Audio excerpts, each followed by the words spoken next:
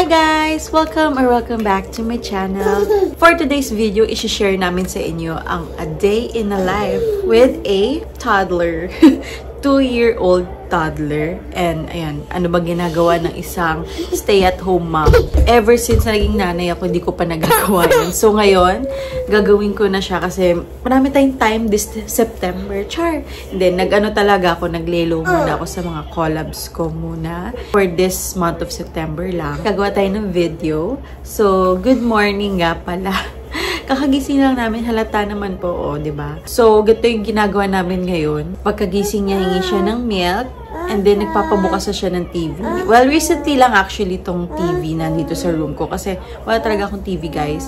Tapos, may TV sa baba, inakit ko lang. So, sakto smart TV siya, so pwede mag-YouTube. Kaya, nakaka-watch siya ngayon. So, ayan, just keep on watching. And thank you so much pala sa nag-suggest nitong content ko, which is si Mommy Hayden. Ayan, maraming salamat sa pag-suggest. Take note, hindi lang pala ito yung vlog na a day in a life. Isama ko na rin dito yung tips kung paano ko na-handle yung postpartum depression. Ayan. Kasi nag-suggest din na video si Mommy Jerica. Ayan, just keep on watching. Salamat sa pag-suggest. Keep on watching! Super hilig niya sa cars.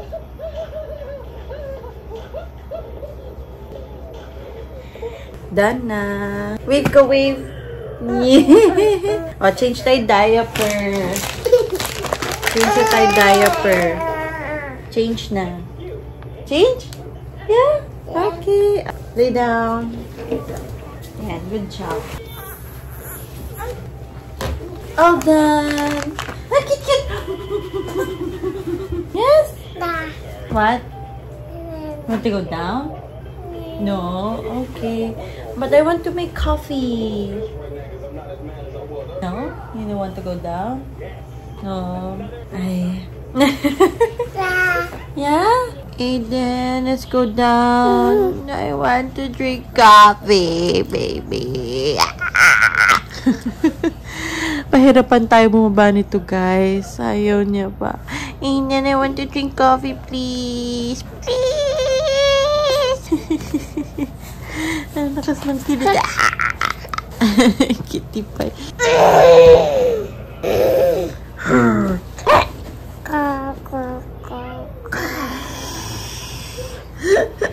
Lakas manakot.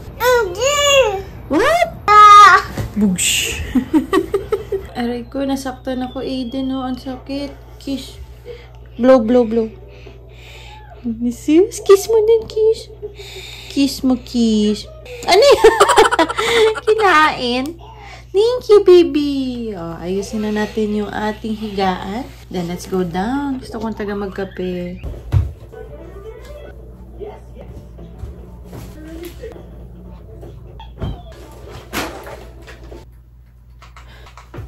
Get one car. Hindi lahat, baby. Get one only or 2 cars. Okay? Get na. Get na. Dali, kuha ka lang po.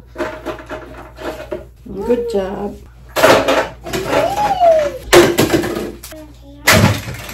Let's go down. Oh, get one car na.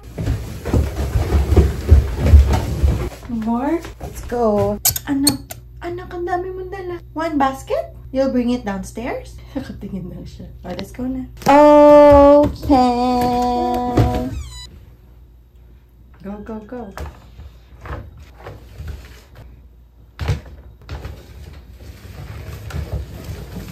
Good job. Careful ha, masubsob ka. Up, stop.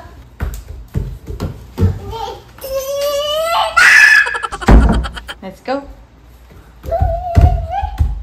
Baba ko muna to. Wait lang ha. Hello.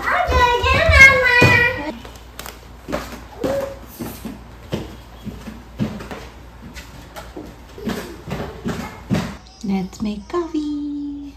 Tara.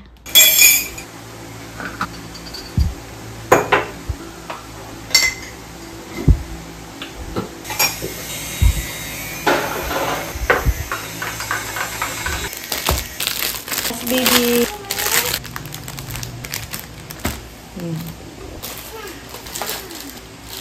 Kain! So, ito yung lang yung bini-breakfast ko. Banana bread. Since meron, pag wala, mga pandesal. Tapos minsan, wala akong kinakain. Like, coffee lang. Ganyan ginagawa ko every morning. Tapos, syempre, ayan, mag-ano ako, check ng mga notifs and magsi-Sims. Yes, naglaro ako Sims. You want? Oh, later, wait lang. Eat lang si mama. Ganyan siya lagi, guys. Kapag kadababa namin, gusto niya, umuupo ako dun sa sahig. Kasama niya dun sa toys na banda. Pero wait lang, sabi ko kumakain lang ako. Lagi to kami everyday. Nagpapa-cute. So nga, this is yours nga. Ginagamit tuloy ni mama, oh. You want me to sit down? Later, eat lang, mama. Wait lang po, ha? Wait lang po. Ayaw! Wait lang saglit. Kain ng mama, ha? And drink coffee. Ayaw mo. Why? Diba, guys? Ganyan na ganyan siya lagi. So, ayan, guys. Sabi ko sa inyo, after ko talaga kumain. Tsaka ako upo dito. Kahit napakasakit sa likod, sa balakang. Ay, yes! What's that? Ako na. 1, 2, 3, go!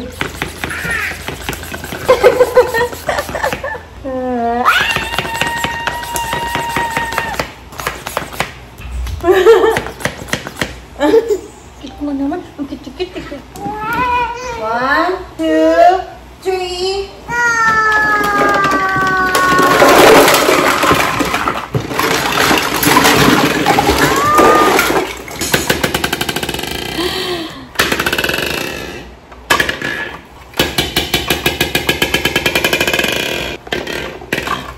So, yun yung usually na ginagawa niya talaga. Pinapaano niya sa akin yung toys niya. Tapos, at the end of the day, tsaka namin liligpitin. Kasi, kahit matulog siya ng hapon, tapos for sure, ikakalat niya ulit. So, hayaan na lang namin muna ganyan. Kasi, mahirap mag-ayos. Tapos, ulit ganun. Pabalik-balik ulit.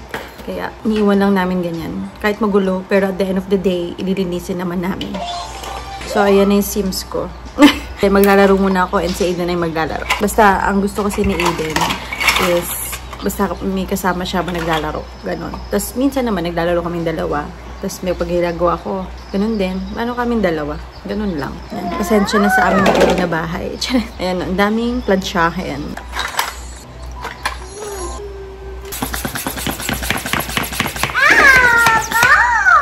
Oh no! What happened to the car? Is it broken? It's broken. Ito give ni Papa, oh. Papa gave this to you. Uh-oh.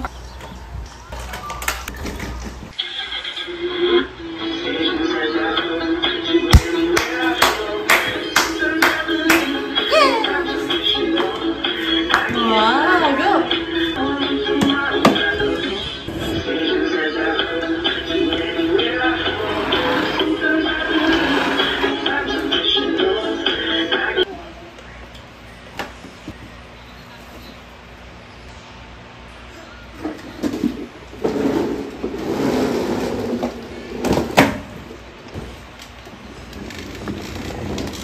No. Play ka na doon. Play na lang doon. Sit ako, sit. Ay, may baby pala dyan. May baby pala. May baby pala. Upo ako, upo. Ay, may baby. Oh, no. May baby pala dyan. May baby. Yes, ma'am. Pumpunganay. Jade. Pumpunganay. Pumpunganay.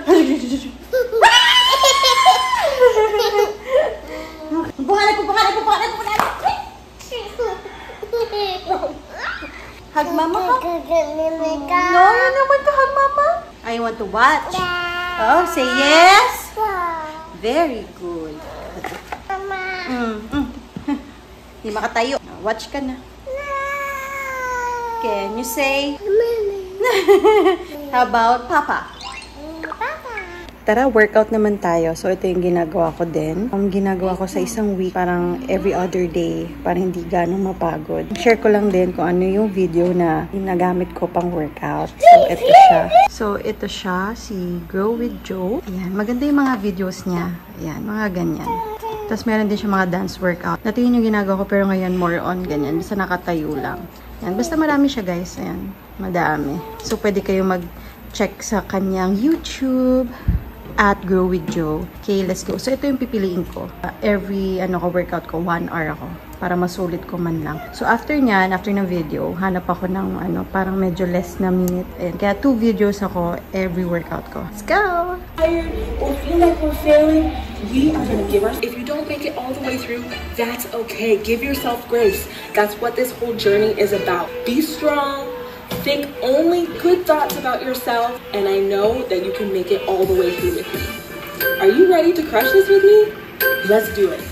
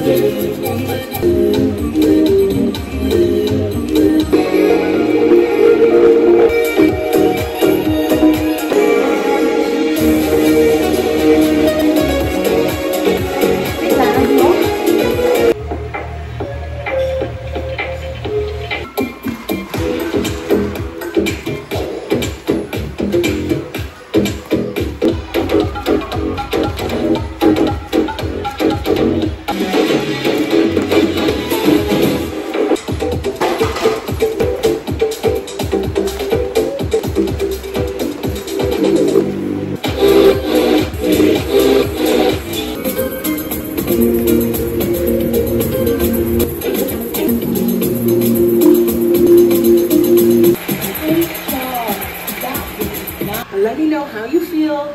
Drop a comment. Make sure that you participate as part of this community. We are here as a community wanting to encourage each other, wanting to stay positive. You are just crushing it and you just keep showing up, and that is something to be proud of. Keep it up. And I'll see you in the next workout. Hi guys! So first video tapos na ako. Di ba? Nakita nyo naman. Naganda yung video niya. Pero kailangan pa may isa pa akong video na gagawin. Kasi 1 hour nga, di ba? So 30 minutes lang yung kanina. So ngayon maghahanap ako ng mga kahit 20 to 25 minutes lang. I'm good. Tignan nyo naman. I'm sweating sa 30 minutes video pa lang. Tignan nyo. Oh. Grabe. Ang sarap magpapawis. See? Grabe. Sarap. The best part every morning. Tara! Second video! So, dito naman tayo kay JLo Dance Party. Actually, na-try ko na yun before kasi sabi ko sa inyo kanina, yun yung unang ginagawa ko mga dance party workout. Ngayon, since pinakita ko sa inyo yung parang full body workout na nakatayo siya, ito naman ay yung dance party workout. Theme party, and we're going to be bopping it out to some of our hits. I know you're excited about it because you guys asked for this. Hey, then.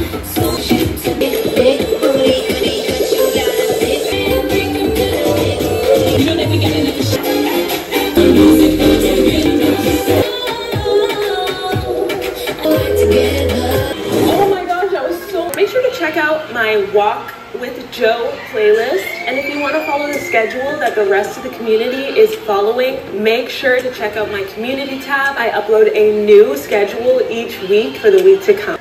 So, I'm done with my workout. So, ang next kong workout is Saturday kasi Thursday ngayon eh. So, every other day ako. Tapos, 1 hour lang. 1 hour a day. Tapos, sa 1 hour nga na yun, 2 videos kasi 30 minutes. Then, the rest, hanap ka ng medyo mababa na. So, sa mga mommies dyan na gusto din mag-workout, ayan, pwedeng-pwede nyong i-watch yung videos ni Grow with Joe. Ayan. Kasi, nakita ko lang sa YouTube, as in, nag-ano lang ako, search for beginner workout. Kasi, beginner ulit, kasi ang tagal ko nang hindi nag-workout. Since, syempre, ako CS mom, so, bawal talaga masyado yung tawan mo. Parang tamang workout lang, ganun. Kaya, bawal pa ako sa mga dumbbells. For me, kasi yun lang yung choice ko. Pero sa ibang mommies, parang confident na sila na pwede na mag-dumbbell. So, after nito, magbibihis lang ako. Tapos, laging pahinga ko bago maligo is 2 hours. Para syempre kasi baka mapasma yung katawan ko. So, ngayon, it's 10:40 a.m. Ayan. Pahinga lang in a few minutes. Then, mga 11 o'clock, magluluto na ako ng lunch. Yes, ang lunch namin for today is adobo. Keep on watching!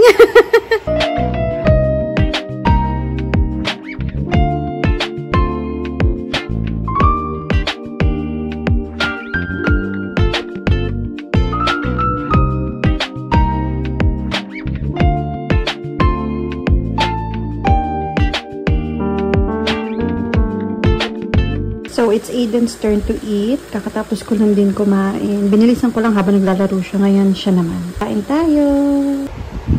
Sarap? Yummy? Oh, eat na. Yeah. Eat. Big yay! Come on, tala sa gabi. Big very good. Big very good. Yummy. Thank you.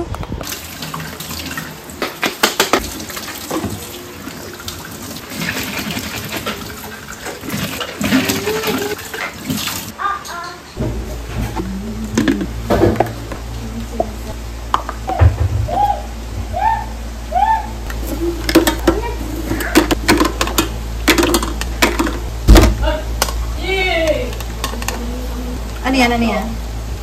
Yes. Saan ka punta?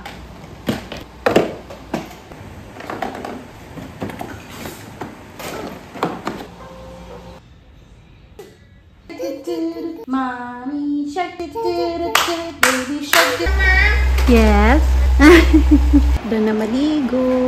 So, ayan. Gagawa ako ng merienda. Sakto 3 PM na. Ganito ko palagi, mga mommies, kapag kunyari hapon na, pahapon, ganon, magme-merienda.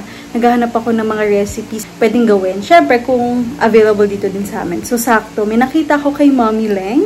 Ayan. So, gagawin ko yan. Kasi sakto may kanton kami. May milk, may cheese, and butter, and patatas. Ayan. So, ito try natin yung kanyang pansit canton recipe. Tara! O, diba, sakto, may available na ingredients kami. Milk, pansit canton, patatas, cheese. Sorry, ito lang meron ako, quick melt, tsaka butter.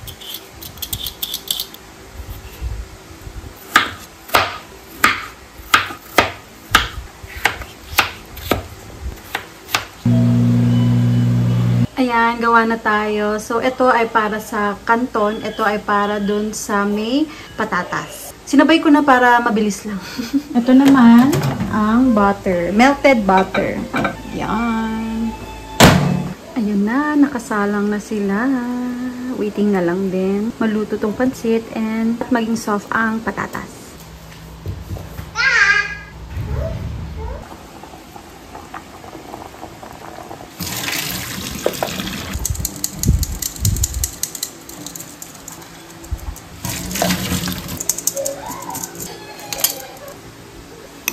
Na ugly. Kapag ganito na nga siya kalate, kapag ganito na nga kaya Kalma. Ito na siya.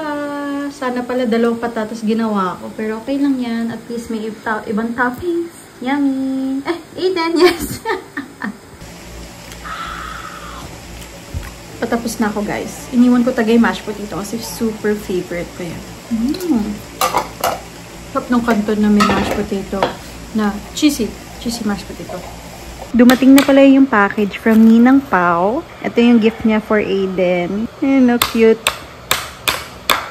Bagay ito sa kanya kasi mahilig na si Aiden mang ganyan ng mga things. So, ayan, buti meron siya shopping ganyan. Educational toy din. Nakalagay nga sa box, 36 months. Pero yun, si Aiden 2 years old pa lang. Pero, yan. Ano naman siya? Fast learner. Good job, Aiden! Thank you so much, Ninang Pao! So, 8 o'clock na. Ganito usually ginagawa namin ngayon. Yung nanonood na nandito. Cute! Yay! So, maya-maya, kakain na rin akong dinner. Nabusog ako kanina doon sa pansit canton. Naubos ko siya, so naumay ako. So, later ko na rin i-end yung vlog after ko kumain. And before din yun, guys, i-share ko na yung tips yung about sa anong ginawa ko nung postpartum depression, ganon. Yung mga times na grabe talaga yung nangyari sa akin. So, ayun. Let's keep on watching. Yes, it's Elmo. Yeah. Cookie Monster. Be careful.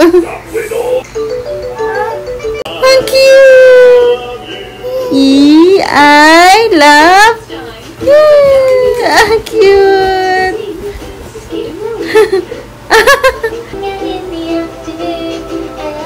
Sumasayaw.